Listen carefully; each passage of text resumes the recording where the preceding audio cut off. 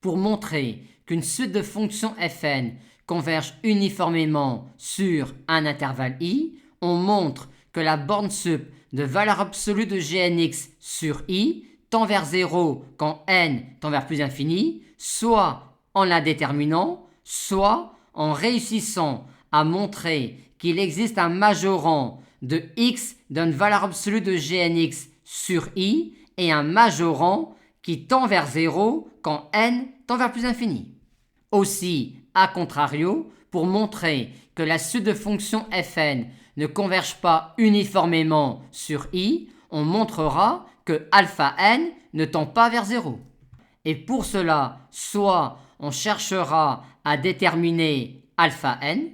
soit car on ne souhaite pas le déterminer ou car on ne le peut pas, on va alors montrer sans le déterminer qu'il ne tend pas vers 0 en exhibant une suite xn de points de l'intervalle i telle que valeur absolue de gn de xn ne tende pas vers 0 quand n tend vers plus infini. En effet, si cette quantité-là ne tend pas vers 0 quand n tend vers plus infini, il sera alors impossible que la borne sup de valeur absolue de Gnx sur i tende vers 0 quand n tend vers plus infini.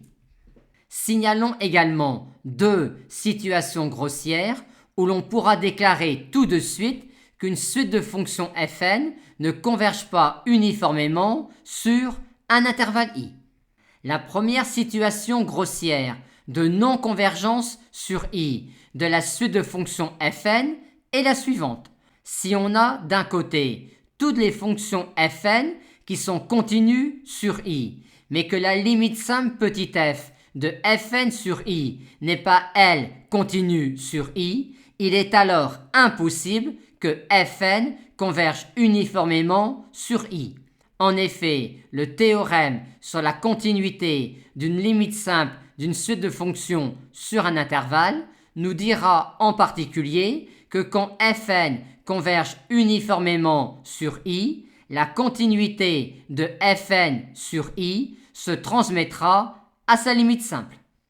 La seconde situation grossière de non-convergence sur i de la suite de fonctions fn est la suivante. On se place cette fois-ci sur un intervalle i qui est un segment CD. Et cette fois-ci, on a non seulement fn qui est continu sur i, mais également sa limite simple petit f.